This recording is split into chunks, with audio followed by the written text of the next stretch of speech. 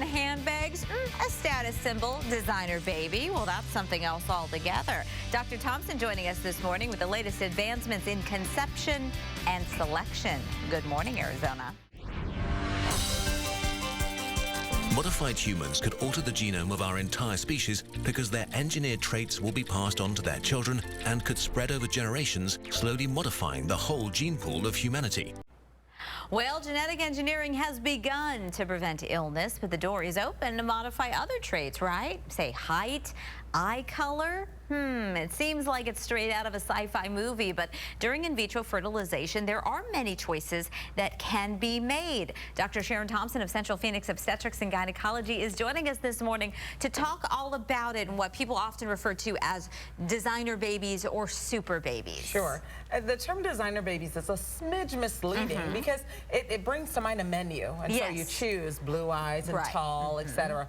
But many traits that we have, the genetics are not clear yet. Okay. The promise of genetic engineering is really disease prevention and treatment. Okay.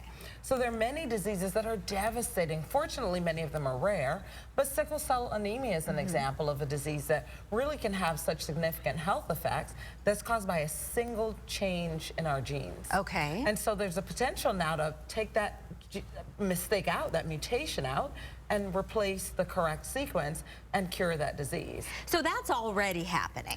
It is not happening yet, but the technology is there. The technology is there. The technology to go into a chromosome, remove a mistake, and replace it is there.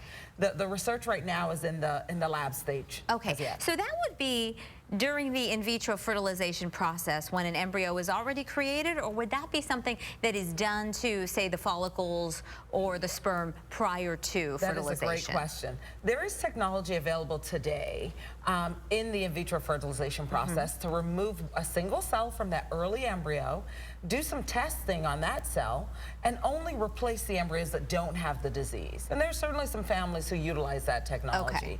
In the future, though, we will be able to take even stem cells.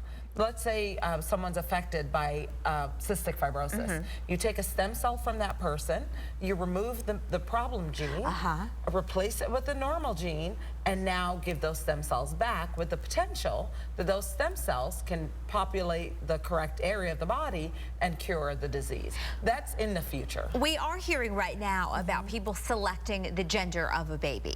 Now that is happening in vitro or not? That is possible, but it generally doesn't happen. Okay.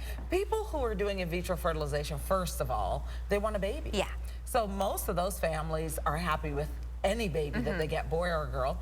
There are certainly some families who have genetic problems in the family that affect boys disproportionately or girls. And then that family might select for girls because they know that disease won't be present. Okay. So there's no sex selection in that, oh, I want a boy this time. Yeah. That is rarely done in the United States, if ever. So some of the positives would be eliminating the higher risk of certain diseases and illnesses that may be known to be part of a family.